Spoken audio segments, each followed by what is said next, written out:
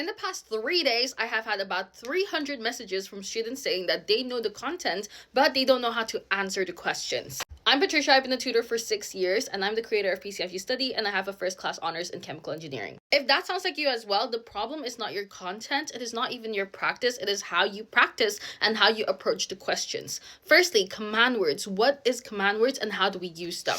Now, there's a few command words that you have. You have about 14 for A-level chemistry. There's state, define, identify, give, describe, explain. I'm gonna pause over there with explain because explain is one of the most common mistakes that students make. They explain the content, but they don't link it to the question itself. For example, if the question says, explain why the rate of reaction increases when temperature is increased, and your answer is, when you increase the temperature, the particles have more energy and move faster, and so they collide more and the reaction is faster, that is a weak answer. A good answer would be to say, increasing temperature increases the proportion of particles with energy greater than or equal to the activation energy.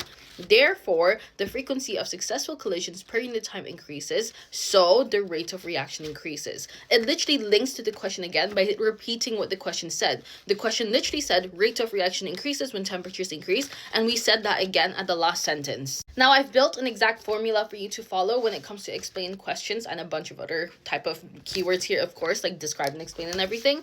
If you want to explain something, you want to state the observation or fact first. What do you see? What can you describe? If it's a diagram, what do you see on the diagram? Then give a reason for it, obviously. Explain the mechanism, how it works, why there is an observation, and then conclude by linking it to the question itself. This is my exam structure booklet. You can get it in the link in my bio, but it goes over the command words, calculation questions, explain and describe, and 6 marks extended in terms of how you structure them.